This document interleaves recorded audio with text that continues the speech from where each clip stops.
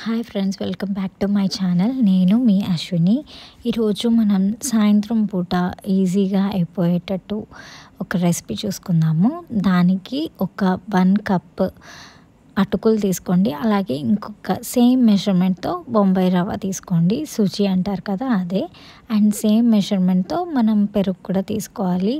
ఎప్పుడైనా టైం లేనప్పుడు, లేదంటే ఈవినింగ్ టైంలో ఏదైనా స్నాక్ లాగా తినాలి అని అనుకున్నప్పుడు దీన్ని ట్రై చేయండి, ఈజీగా అయిపోతుంది.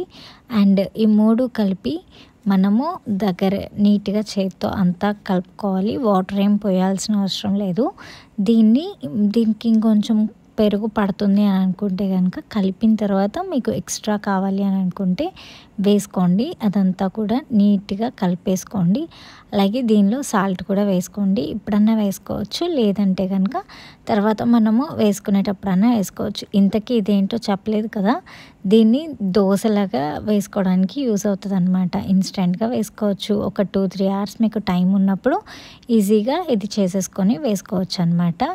అండ్ మనం ఇలా కలిపేసి పక్కన పెట్టుకోవాలి. ఒక 1 అవర్ కానీ 2 అవర్స్ కానీ పక్కన పెట్టేసుకొని దాన్ని మనం తీసుకొని మిక్సీలో వేసుకోవాలన్నమాట. మిక్సీలో వేసుకునేటప్పుడు ఏంటంటే ఉప్పు వేసుకోండి. లేదు ఇప్పుడు కాదు, మొత్తం అయిపోయిన తర్వాత వేసుకుందాం అనుకున్నా కానీ ఓకే, పర్వాలేదు, అప్పుడన్నా వేసుకోవచ్చు. అండ్ దీనిలో కొంచెం వాటర్ పోసుకోండి.